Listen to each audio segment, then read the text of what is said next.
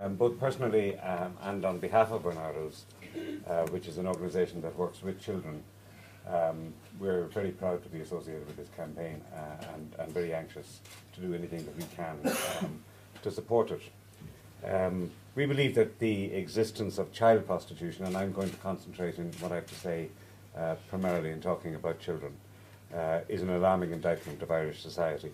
Childhood has to be a precious time where innocence is protected. We have a moral and societal responsibility to ensure that children are protected from those who may harm them. And this can be done through awareness raising and the provision of comprehensive legislation and social services for all children, particularly those most at risk of prostitution.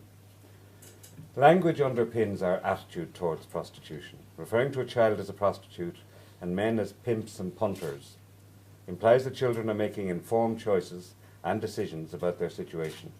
Barnardos knows that this isn't the case. Prostitution is an offence precisely because it is a form of child abuse and exploitation, as well as abuse and exploitation of women generally. But in the case of child prostitution, it involves the commercial exploitation of a child by an adult who is controlling, coercing, assaulting and raping the child. Of course, it's extremely difficult to assess the incidence of child prostitution in Ireland, given its clandestine nature. Even the UN Committee on the Rights of the Child, in its concluding observations in 2006, expressed its concerns at the lack of information concerning child victims of prostitution and child pornography. The committee also regretted the lack of specific information on the situation of child victims of abduction and trafficking for any purpose or any form. Our sister organisation, Barnardos, in the UK, has done a lot of work in this area and works with young people who have been involved in prostitution. They know from their direct experience and from their research that children abused through prostitution are often not visible on the street, but rather kept behind closed doors in bedsits, saunas, massage parlours and hotels. This makes it easier for abusing adults to continue to exploit these children for their own gain and gratification. The internet and mobile phones have also unfortunately made this sickening trade in children easier, as children can be groomed and lured into prostitution, and it is now possible to watch as children are abused. While all children, and this again comes out of the research that our sister organisation has done, can be at risk of being sexually abused through the use of new technologies, those who become involved in prostitution tend to have left the care system. They tend to have experienced homelessness or to have alcohol or drug addiction issues. This group has now widened to potentially include separated children and trafficked children. The absence of a nationwide out-of-hours social work service in Ireland and an incomplete aftercare service for children leaving the care system exacerbates the vulnerability of such children.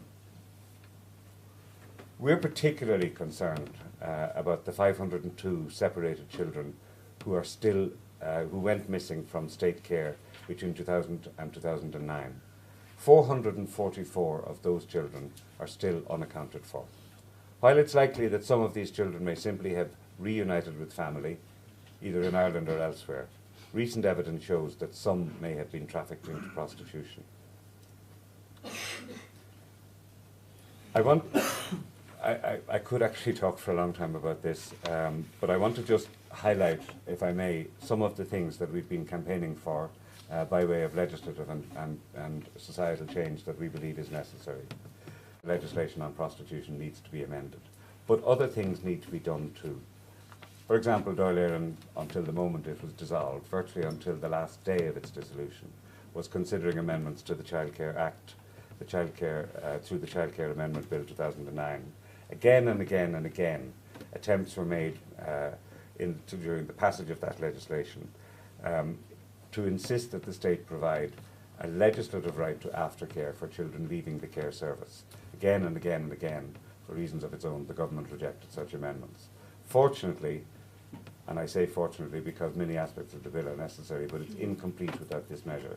The bill died when the Dáil dissolved, and there is now an opportunity to revisit it in the new Dáil, and we will be campaigning, along with many other organisations, for a statutory right to aftercare for children who are at their most vulnerable, and particularly in relation to the risk of homelessness crime and prostitution.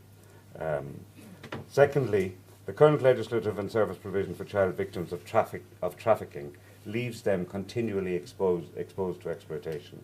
We must ensure that the Immigration, Residence and Protection Bill of 2010 is amended to include provisions relating to the protection of suspected trafficked children and the specific entitlements of those who are granted temporary residency.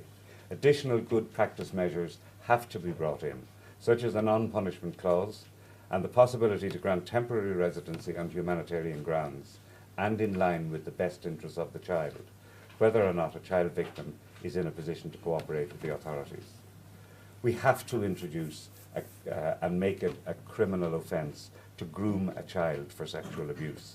This offence would cover acts preparatory to or intended to facilitate the sexual abuse of a child at a later date, and would include, for example, arranging to meet a child for that purpose or showing pornographic material to a child.